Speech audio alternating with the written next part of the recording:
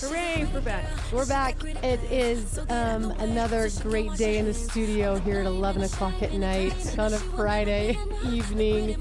Oh my goodness. We're going to get through it. We're thankful that you're here. Thanks for listening.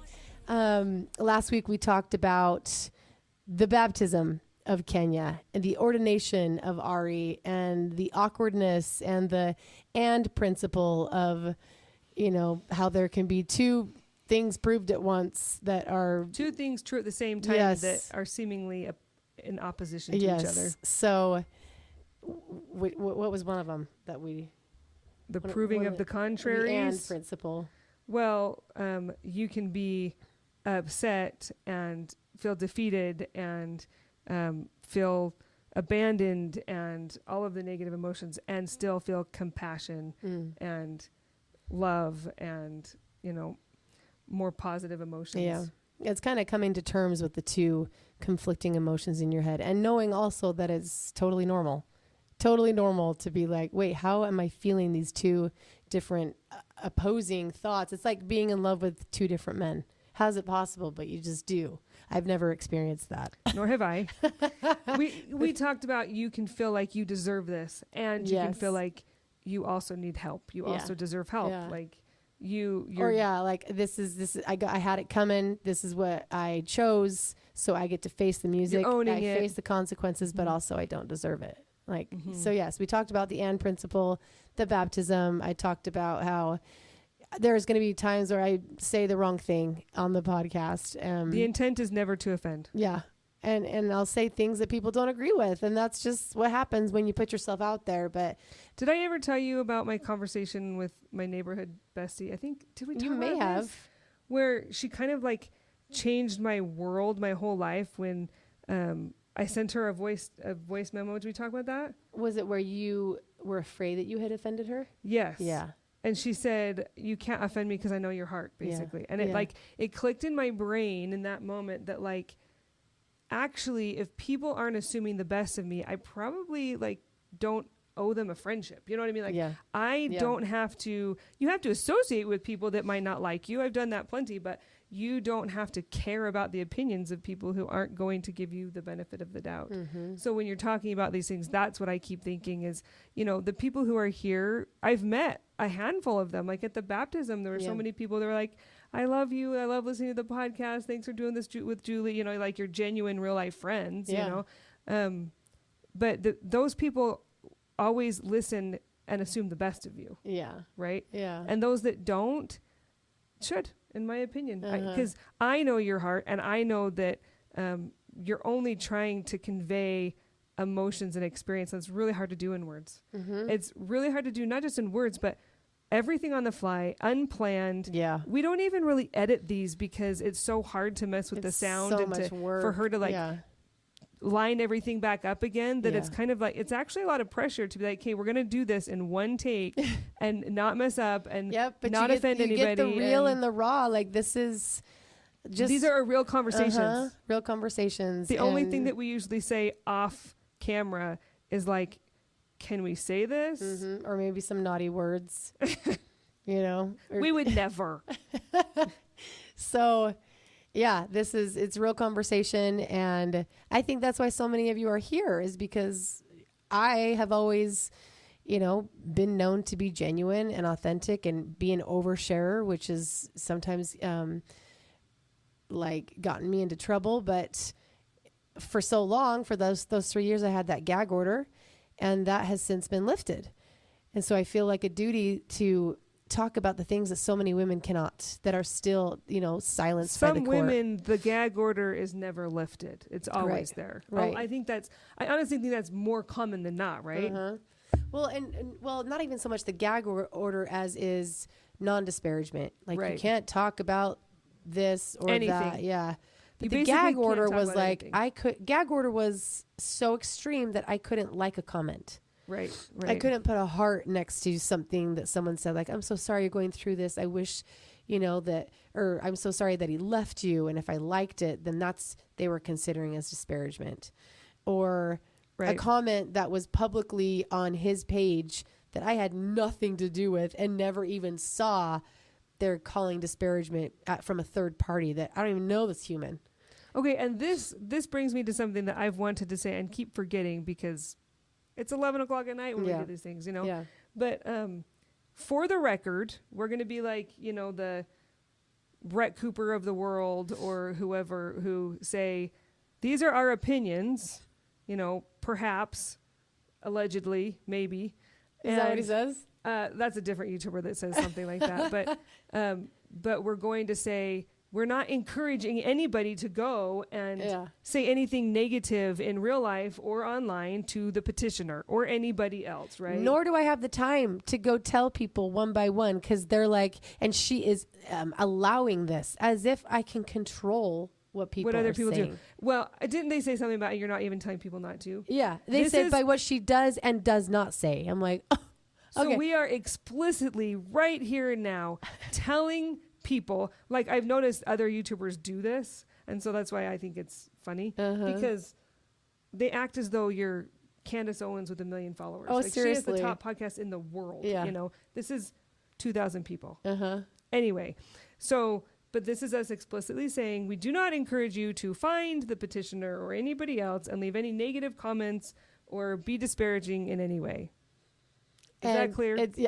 And it's been said on the record, for heaven's sakes. On the record. We do not. And having said that, when things are said, I have nothing to do with it. I'm not telling people I don't have the time. The idea that you could go and like find posts and see what people are saying and encourage people to do it. Like, are you kidding? You literally have 8 children. Oh my gosh. You don't have time to take a shower, let alone encourage people. And this week has been especially challenging, you know, as a solo parent because Treyu had his first tumbling competition today. How'd that go? Well, he got first place in everything, but that's partly because he didn't compete against anyone. Oh. Because he's extremely talented, and so he's he's his age, he's 9, but competing where 12-year-olds are. Oh. You know, so he doesn't compete against anyone. Xander's competition is tomorrow. Wait, he doesn't compete against the 12-year-olds? No, you stay in your age group until you get to like the elites. Like once you get past level 10, then he'll compete against whoever. So he's like holding up his first place medal like, yes, and that boy needs to be humbled. I'm like, oh, he needs some competition. Kenya is having, or like we said, Kenya had her baptism. Ari had his ordination. Then we have sold 2 puppies and I'm doing a lot of marketing on the puppies, cleaning up a lot of dog crap. And then Kenya had her first gymnastics competition. Adana had PRP from Intuit Medical, where she had platelet-rich plasma, you know, the blood drawn from her body, spun, and then the plasma, or not the plasma, but the rich platelets put back in her body, into her back. So that was a long appointment. And then she's had physical therapy and painful, yes. And Xander's competition is tomorrow. And then I've had people come in puppy shop, you know, so, and then let's add on the water problem at home. So I cannot have 2 appliances going at once. If the shower's on, that you can't use the dishwasher. If the dishwasher's on, you can't use the washing machine. There can only be one at a time. This is getting worse. It seems like it. Yeah, I had a dishwasher man come today. He said, this is a $600 repair. I was like, oh yeah, let's just pour $600 into a 8-year Whirlpool. You could buy a new machine for that. Right. So I have to buy a new dishwasher. And I refuse to use the puppy money for that because I will take these kids on a trip. I will do it before she's 18. So help me. And that's just one of my goals. I want to be able to say I took these kids on something memorable because all they will remember of me is this biatch of a mom who was always mad, always disgruntled, always stressed, always anxious. And they're not wrong. I always am. You're laughing with them all the time. Yeah, I see it. Yeah, trying You're to. You're just stressed. It's just handling so much of. It is so much. So many because things. like I can't function very well when I have a pile of dishes in the sink and 4 loads of laundry. Like I don't mind if I have like 1 load on deck and nothing has to always be done all the time. But like I have to have order in order to run the ship. Like I have to, or everything falls apart. And then, so if I can't get the washer washing, or if the dishwasher is on, which by the way is broken, which is why I need a new one, I can't be washing the clothes at the same time. So I'm having to take turns, but then I'm gone for 2 hours. And so I can't, it's just, so the house is falling apart, you know? And then I had to get the garage fixed. So the garage broke. Like it's just, you know, it's home repairs. We all know what that's like being a homeowner, but I cannot do all of it.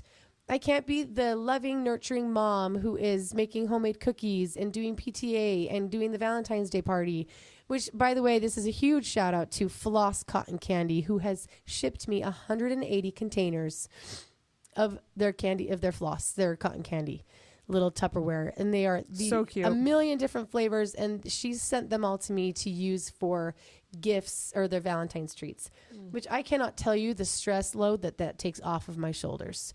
Every time I get a birthday invitation to a party for these kids, I'm like, oh my gosh, like I have to take a birthday present, and I cannot go afford a birthday present. Every time I get some new appointment, I've got to get somebody out of school.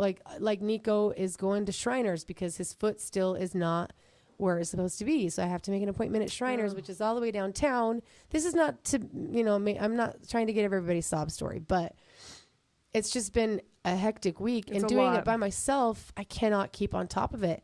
So you can hear the cold in my voice. I think I have another one coming. I just got over one because I don't get enough sleep because I'm either up with puppies or with kids.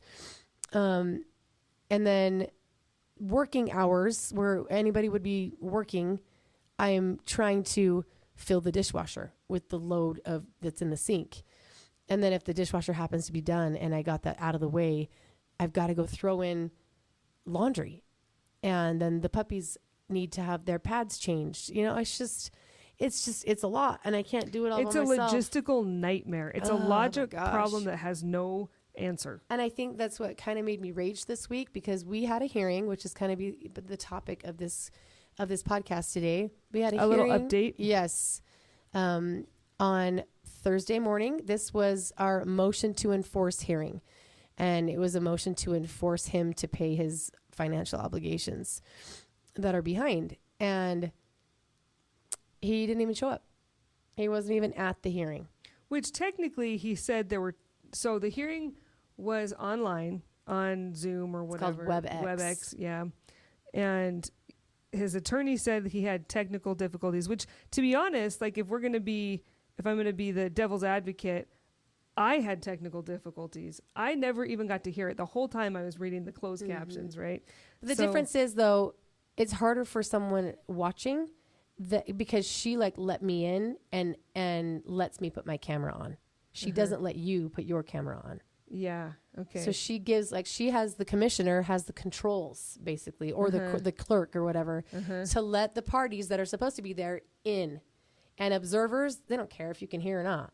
Right. You know, they're not going to take care of me. Which I've had the same problem. Where I've gotten onto friends' hearings and I can't hear it. But on your own hearing, there's really no excuse. Right. So apparently technical difficulties is why he wasn't there. Which the only reason we can talk about it is because it was a public hearing. Yeah, he said it himself. His own attorney said, I don't know where he is. I can't get a hold of him. I think he's having technical difficulties. And I was like, well, we're all on. We're all. I didn't hear that part where I don't know where he is. I thought it was he was on his way to his office. He said, I think he's on his way. I can't get a hold of him. I don't know where he is. Ugh. I don't know if that meant I don't know where he is on the road. But the point that I'm making here is that I had gotten 8 children to school. I had to find It was at 9 a.m. 9 a.m. It started at 9 a.m. And school for the littles started at 8:15. School for preschool started at 8:45. But that particular day, Naoma was going on a Chick-fil-A tour with her preschool. And it didn't start till 9:15. That sounds like a field trip I want to be on. No kidding. But 9:15, I'm like, suck. Like, she's usually at preschool at 8:45. Now I have to figure out how to keep her quiet, but also get her to preschool so I can focus on the hearing. So I had to find transportation. And I said, hey, can you just come in my house and just grab her? I'll have her backpack and her, whatever she needs, like ready by the door, her coat. I'll be on this call. And I had already had a phone call from RE about needing me to bring him his half birthday lunch, because I bring them lunch to school on their birthdays, but his birthday is in August. So I'm like doing and then signing all there. Can you sign my folder? Sign my reading, chart, sign this. Made them breakfast, tried to clean up breakfast, tried to work with the dishwasher that's not working, get myself presentable to be in front of a commissioner who you call your honor, and he doesn't show up. and it says in the motion, you are hereby ordered to appear via WebEx at this time. It made me wonder, like, does it count if you're like, can your attorney be there in your stead? Is that a thing? Yeah, depending on the motion or the order, because my attorney said he was ordered to be there because it was a motion to enforce. And the only reason that they're supposed to be in person or like appear, they're supposed to appear is so that if they are in contempt, they could be ordered to jail right there on the call. That's why they're supposed to be there, is that they can be ordered. Okay, you go to jail right now. But he was ordered just to, and I'm like, does this not matter? Like, I have killed myself to get on this call. Yeah. And he's just, I don't know where he is. So frustrating. Yeah, so I was at the gym multitasking. Tuning in, I know. Well, at one time I was on the phone with my sister, trying to listen, like watch your call, talk to my sister, and to the gym at the same time. Yes, multitasking, right. And half the time I'm like whispering to Naoma, hold on. But, she mutes me too, because the commissioner mutes us because only the attorneys talk. But I was just like, does the commissioner not, or a judge not see, like, I'm hoping that she sees, well, he didn't even make the effort to get here or communicate with his lawyer, because even if he can't get a hold of him, well, then is his phone turned off? Because surely if you're on your way, you're going to be like, I'm 5 minutes out. I would be panicking. Oh, yeah. I would panic. Like, I'm almost there. I'm parking. I'm running. So I just, in my opinion, there's no excuse, but it must not matter in family court. I'm just hoping that she can see it for what it is and be like, if he was really interested in what is going to happen in this hearing, he would have done everything he could to be there, or at least communicate with his attorney. So there was that. But let's not forget that this was a motion to enforce. He then files a counter motion to enforce, like obliterates my motion and says this motion should be denied in its entirety. And she should be found in contempt and given sanctions for unilaterally deciding to have Grandpa baptize Kenya. She should have sanctions and be fined and be held in contempt for violating the decree by not paying him what is rightfully his out of the IRA. And we talked about this last week. She should be sanctioned, found in contempt for not giving him his equity. And then we file another thing back. Well, no, she's not supposed to give him his equity for 5 years. Like, you sneaky little snake. You don't get to put that in there and make it confuse everything the that they put in there was a partial truth. It was manipulated, manufactured. It was like, if that was the only document you'd have, I would think that you were horrible too. And then you go in and it's like, they're saying, well, forget that I owe her literally almost 20 times the amount I'm saying she owes me. Yeah. We're not doing anything until we get my money from her. Like, what? Yeah. Are you kidding me? Which honestly, they're just going to deduct from what he owes me anyway, most likely. So, and that's why my attorney kept saying, this is just to distract. This is their game. It's a game at the expense of our lives and our bank accounts. And it works. The preparation for that meeting was astounding. You had, 2 attorneys and Dana looking at things. Mm-hmm. And then, they had 11 pages of exhibits, which, by the way, so many of you have starred in these exhibits. And I think I can post them because it's public record, but it just depends on if I have the time to. But, they're saying, again, bringing up the disparagement. I've defamed him. I'm the reason he can't get work. They're saying, because Can we please talk about the catfishing? Yes, yes, we will. They're saying that I am continuing with my smear campaign. And now remember, we have already come to an agreement, a stipulation. Both parties have agreed to not have a no disparagement clause. We can say what we want. It doesn't mean either of us, for that matter, are going to go and rip on the other. But I am allowed to tell my story.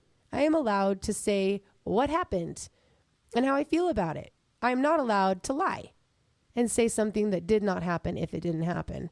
And so I can have my freaking First Amendment, for heaven's sakes. The gag order is lifted, but it doesn't mean that I get to come out with, lies, which I'm not doing.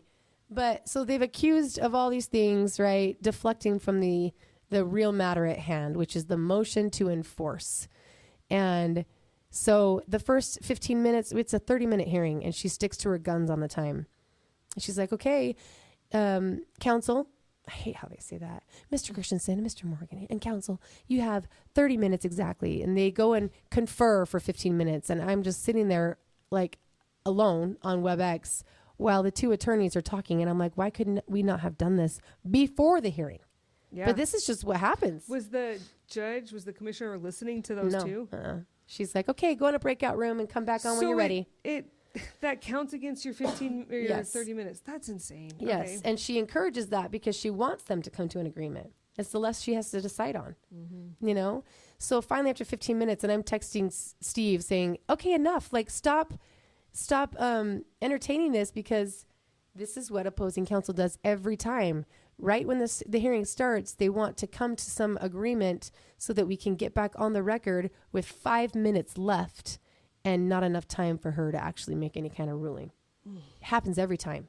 So I was like, Steve, get out of there. I've waited 4 months for this hearing and I've waited 6 months for others. And anyway, so they came back and they said, Your Honor, we have come to an agreement, but the agreement is that we will discuss with each other what we're going to count or what we're going to offset, you know, with his arrears. We will apply his arrearages to equity that she owes him or whatever.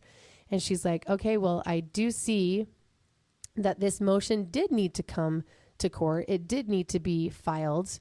And when they say that, that means you're going to be awarded attorney fees because she sees the necessity of bringing the motion to enforce, like there's a reason for it.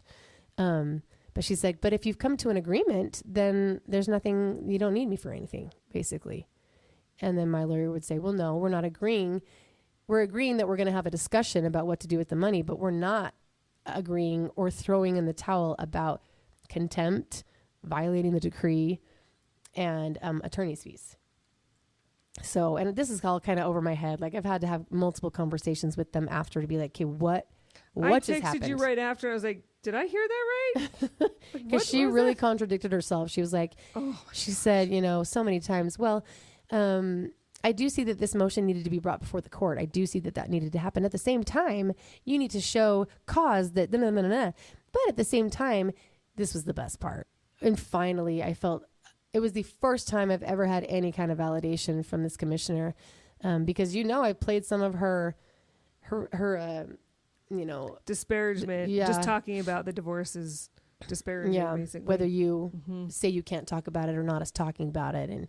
And she said, but at the same time, you know, I hate how they call me Ms. Boyer, it drives me freaking crazy, is caring for 9 people while Mr. Boyer is taking care of himself.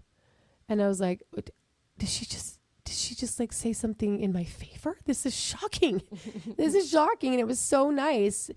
And part of that. Say something about, and this, like you are in poverty. She didn't say poverty. It was something like destitute or dire. There you go. She said, I do see that the situation is dire because the amount of money that's owing is a lot.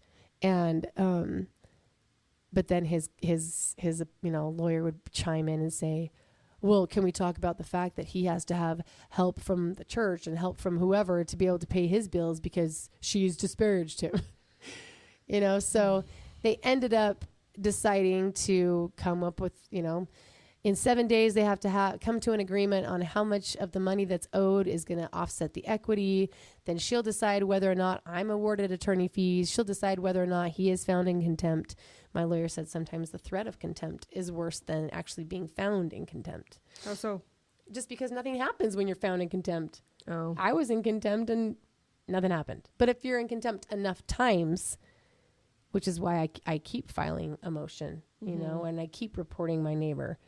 If it happens enough times, then they'll do something. Yes, maybe like on the 5th time that you're in contempt.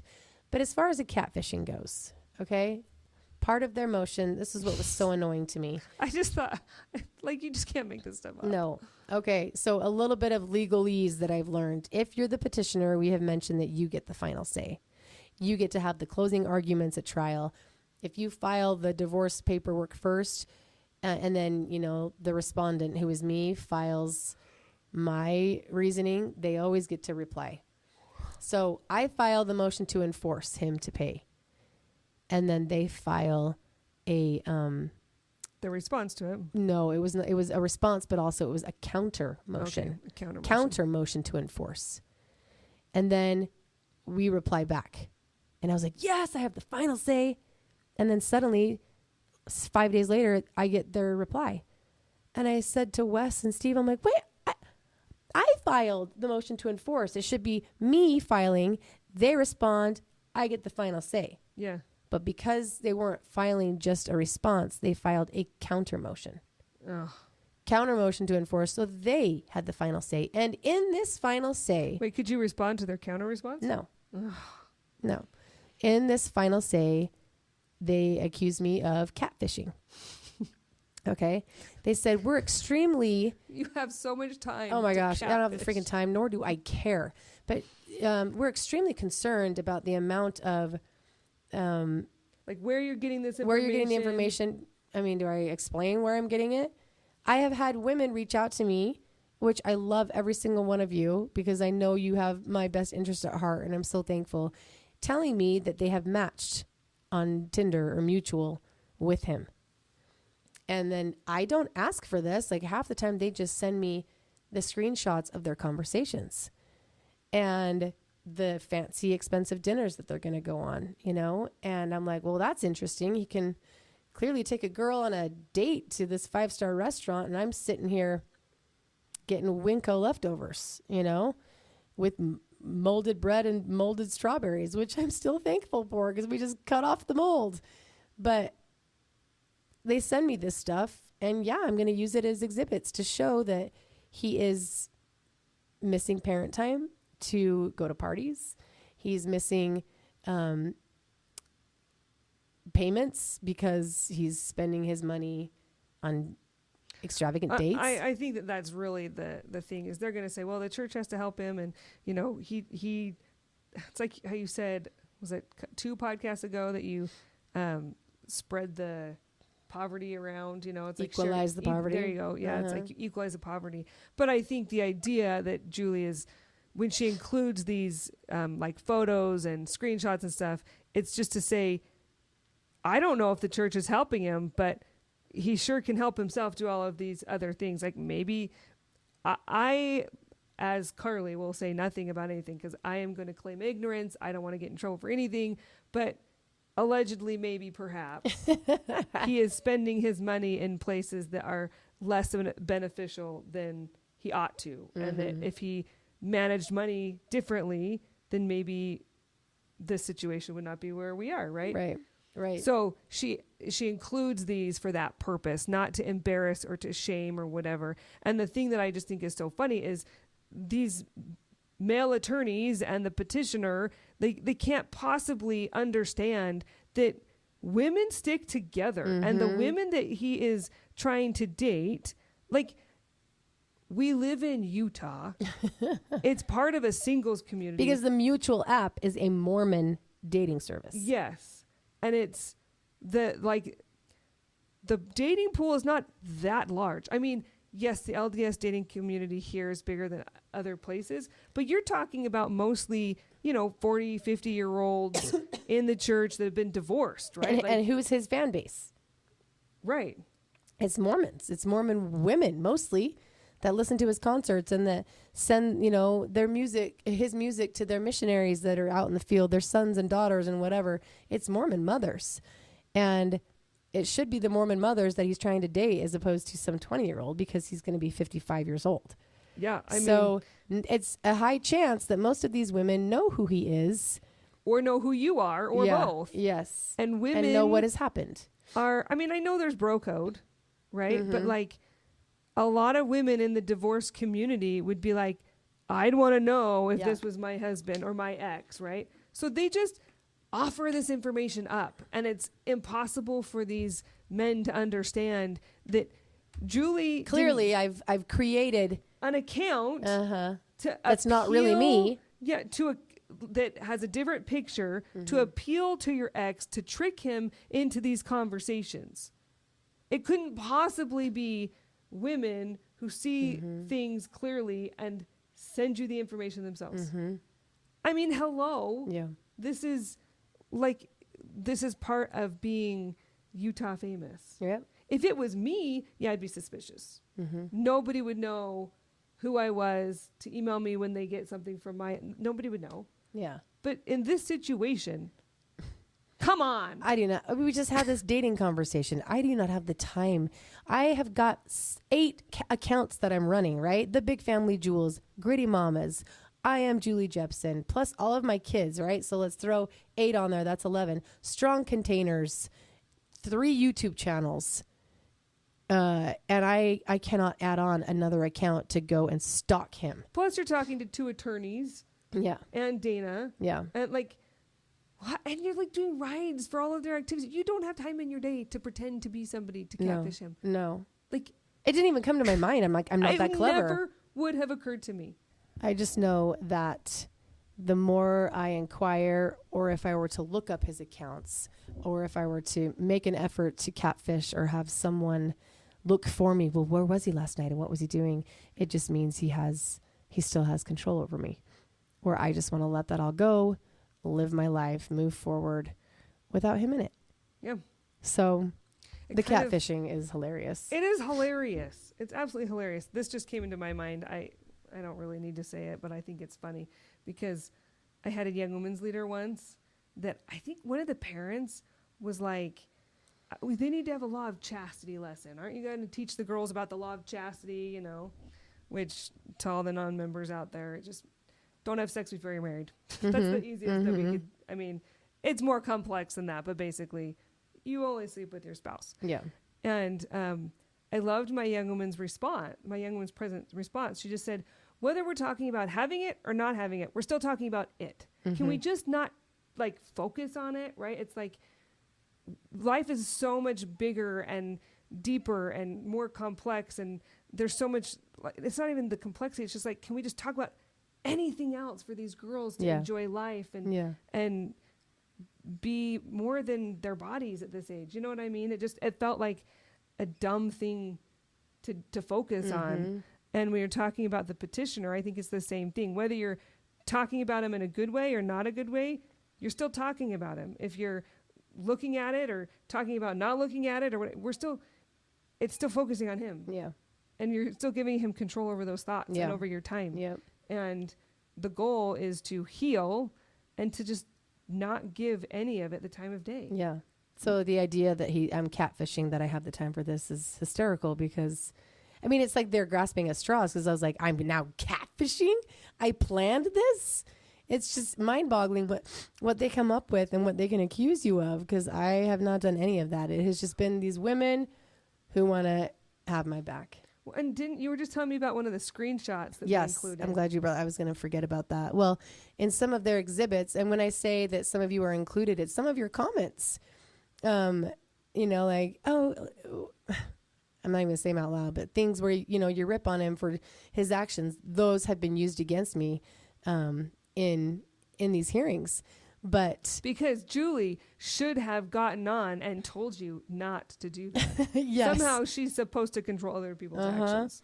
So one of the screenshots, if you remember on one of our earlier podcasts, we were talking about abuse and domestic violence. And I said, I got up close to the camera and I said, Heavenly Father does not want his daughters abused. He just doesn't. You know, don't stay in a marriage where you're being abused for the sake of your covenants. And if you're being abused, God doesn't want that for you.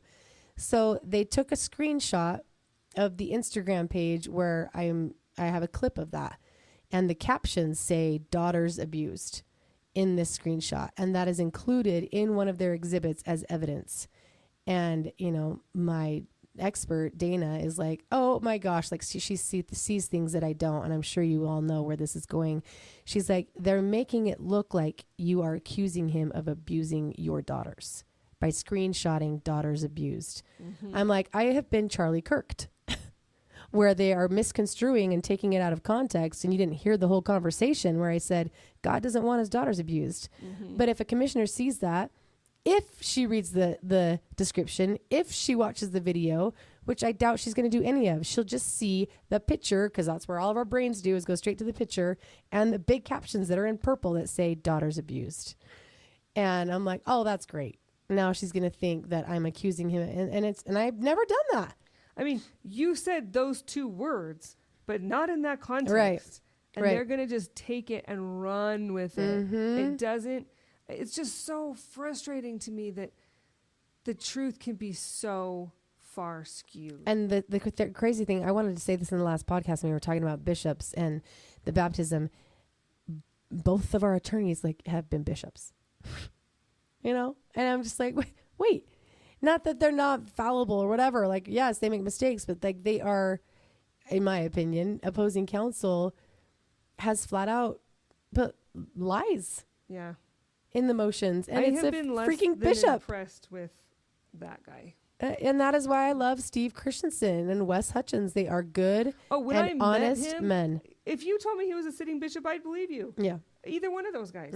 I absolutely, the vibe from them is not one of winning at every expense and that their pride is on the line and that, they have to defend you because it's really their record on the line or whatever, right? And ego. Exactly. There's no ego there. It's like, I get the impression from these men that it's a hard job, but somebody's got to do it. Yeah. Right? It's like, I don't think that they're out to win awards and, be well-known attorneys. I think that they're there to help people. And I agree with that. And sucks. everybody always says, oh, I need a pit bull.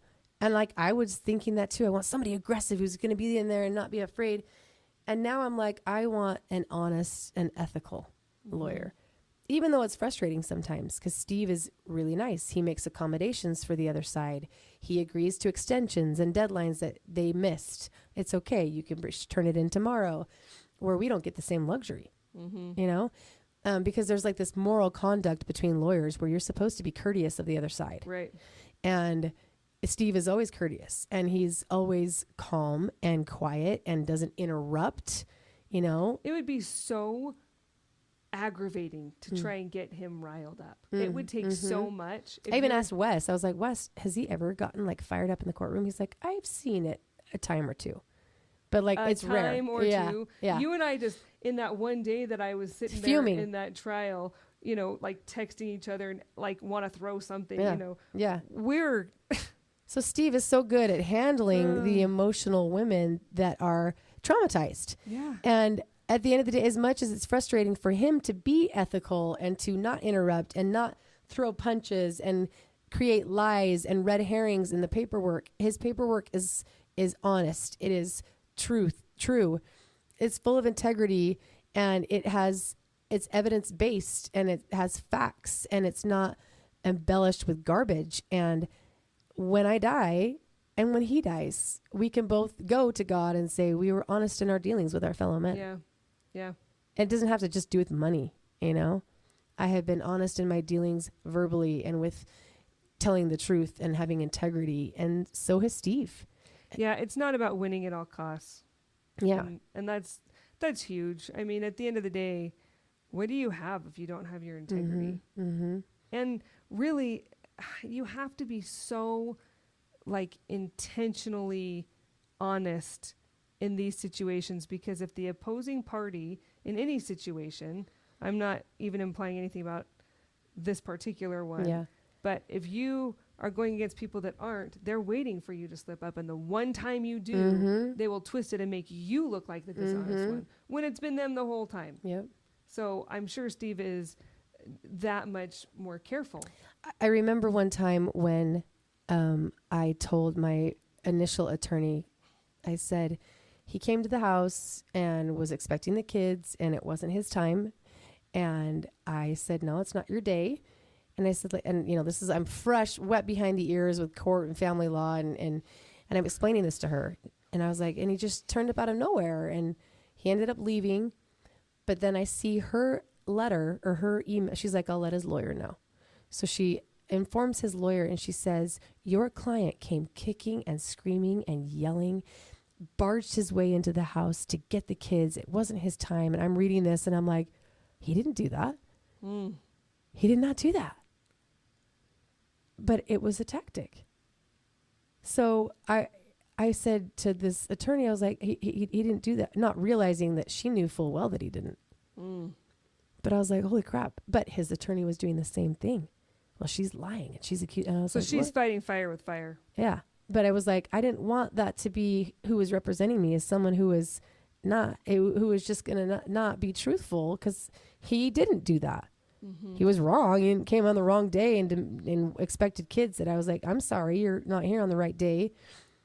And I emailed her and I was like, he didn't really like come with his arms screaming at me and, you know, or arms blazing and guns blazing and his, you know, mouthing me off or anything. But she's like, oh, I sorry about that. I thought that's what you meant. So I wanted someone like Steve who was representing truth and honesty, even though sometimes I'm like, come on, Steve. We got Wes for that. Yeah. It is the dream team at Christensen Law. So I'll put their information in the description below, along with Dana Tingey. But I can go, I guess, to my maker and to bed at night knowing he stood for truth. And I'd rather have that and an attorney than one that's going to win because he's a liar. Yeah. You know? So, oh, and I was going to ask you, what did you hear in that hearing about the baptism, the unilateral decision? What did you hear about the catfishing? Anything? Nothing. Not a single word. Nothing. So all of these motions, all of the bull crap that's in the filings to say that I've disparaged, or that I have, you know, catfished, all of the crap about, oh, she unilaterally decided the baptism, and I haven't, you know, I have my smear campaign alive and well, like none of it was talked about. Can they, in the next event, whatever that is that comes after this, can they bring that back in somehow? I think they always will. That's the only thing that they think that they have, even though it was already thrown out in trial. It was thrown out in trial. The disparagement was thrown out. Alienation was thrown out. They still accuse me of it. But we don't have, my judge is retired. But she didn't even go there. So it's like you're having these motions filed and these attorneys spending all this time on these motions that don't even get looked at. No. So, but like, so they can come back to the same garbage for the next thing and put it in, like, I'm sure they will. If you bring another motion to enforce in 6 months, let's say you have the same problem happening, it doesn't get fixed. 6 months later, you're doing this all over again. Yes. So would they have to resubmit that same information in a different, like I think they'll just find new disparagement, like this podcast today. Okay. You know, they'll just find new. But can they go back to the old one that they used before? I think so, because he said. I said, you know, I had been communicating with him on our Family Wizard, which is the app that we're ordered to use, and he doesn't respond to me. I have given him the total that he owes for the month. He doesn't respond. I have asked him questions about passports. Can we get these signed? And he doesn't respond. And then they wrote back and said, oh, yes, he absolutely does. And their evidence was a message from 2024. What? So they went all the way back to 2024, which was like before temporary orders, which was before trial. Like it's all irrelevant, but they're going to bring it in, you know? So all I'm saying is we have all of these, the anxiety and the stress of reading these motions and being called a liar and being accused of things. None of it was even brought up. The only thing that was discussed in this hearing was who owes who and how much. And write me an affidavit of what you think the attorney fees are going to be for this. And to be honest with you, the attorney fees, I'll probably be spending more on my lawyers than what I will get back from that hearing, if I get anything. So it was a bust, basically. I mean, I prevailed in a way just because she said, I do believe that this motion was needed to be brought before the court, and send me an affidavit of what you think the attorney fees should be awarded. And I'll let you guys figure out the agreement about the offset of arrears and equity. And then we will reserve contempt, whatever that means. Like, we'll see later if he's in contempt, if he willfully is withholding, you know? So it's exhausting. It's exhausting. The moral of every story, whenever Julie's in court for any reason, is avoid family court at all costs. I mean, not at all costs. I don't actually mean that. But if you can find yourself in a mediated situation, that's ideal, because this is just garbage. But divorce brings out the worst in people. It really does. And nobody gets married thinking this is going to happen, but you just hope that if you have to get divorced, you don't have to do it this way. Oh my gosh. Because it's never ending. It's not, and it's not going to end because it just goes on and on. That's how the courts keep making money, you know? And you just wait and wait and wait for your turn to hopefully have justice. And then they say, okay, well, let's see if he can purge his contempt in 6 months and get current. I'm like, wait, he's just going to be 6 more months behind. Like, this is impossible. So then you just have to come to terms with yourself that you're on your own and you're going to be responsible for these kids and for their activities and their medical issues and their dental issues. Ari has 2 cavities now. Treyu has a cavity. India had 4. Like, who's next, right? Because I have foregone the x-rays because they couldn't pay for them. So there's always something, a dishwasher broken, a garage broken. No one is coming to rescue me. I don't expect them to. I welcome the help, but I'm not going to beg for someone to come and save me because I guess that's my way of feeling better for blaming myself for getting into this mess from the start, you know, not knowing, you know, it's the 2 sides that I have on both shoulders here. You didn't get yourself into this mess in the way that you allow yourself to think. Yeah, you said yes when he proposed. Yes, you both decided to have babies, but obviously if you had any hint that this is where you'd be in 20 years, you wouldn't have done it. I just think that, you know, you think the best of people, you're loyal, you're married, you're going to do what you can to make it work. Yeah, I tried. I did love you guys. I did devote myself. I did beg him to stay. I begged him to go to counseling. I begged him to stay for the kids. I begged him to have both of us be under the same roof, raising our 8 kids together. And he refused. And that's the truth. And not to say that I don't have faults, but man, I was willing to love him through his. And I just had wished for the same. So that is it for today. We're going to go home to bed. Julie is like having a hard time keeping her eyeballs open. My eyes are kind of slowly shutting. And again, my speech is slurred. The Diet Coke, or what is it? Dr. Pepper has worn off. And anyway, we're glad you're here. Let us know the questions or comments. If you haven't subscribed to the podcast or to the YouTube channel, please do it.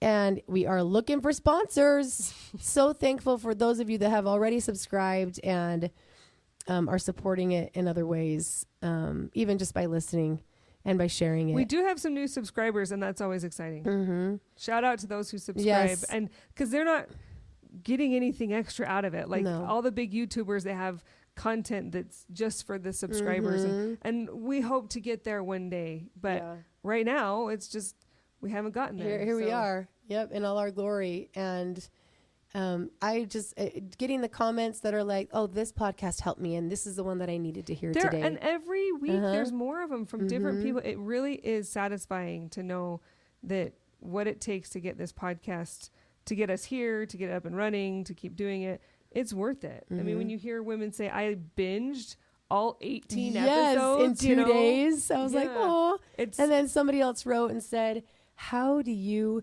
make amends, like with yourself and with your church leaders when they are allowing things to happen, when there's abuse involved? And I'm like, try this episode that says why I stay when you feel betrayed by church leaders. And she was like, oh my gosh, thank you. Because honestly, that is the point for me in this podcast, is to be able to use my voice to continue to be a missionary and invite those of you to come unto Christ, because it is his church and it is his world and it's our experience, our human experience, but we're not here alone. And he's here with us, and you don't have to leave because of the faults of men. And my purpose is, like I said earlier, it's all about love, right? Our purpose here is to help people feel loved, to feel seen, to feel heard and understood. Sometimes it's impossible to love yourself when you feel alone, when you feel like nobody understands you, that you're so different than everybody else, that you've done something, or you just don't deserve that love or attention or whatever. No, we all do. And I feel like sometimes we have to remind ourselves that how do you define what worth is? What is something worth? What is that microphone worth? Mm-hmm. How do you do that? It's what somebody's willing to pay for it, right? Yeah. Well, I was going to say, take it to a pawn shop and see. Yeah, that's true too. Yeah. Yeah. But how do we define our worth? What was somebody willing to pay for our lives, for us? The Savior. The Savior gave all that he had. He died for us. Yeah. And not just us as a planet of people or, this group.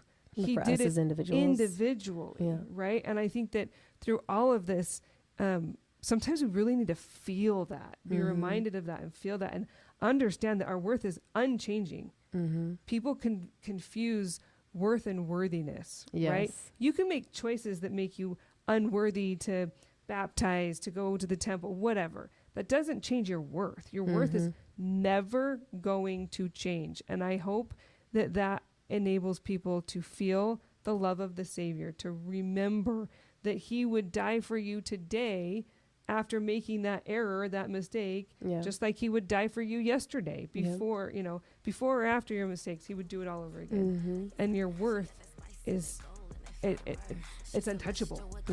He already paid that price. And so you are lovable, you are loved, and we're here to sit in the mud with you. And to remind you of that. Okay, thanks for being here. You guys will see you next time. So now you know what it means to be gritty. It can be dirty, but you're still so pretty.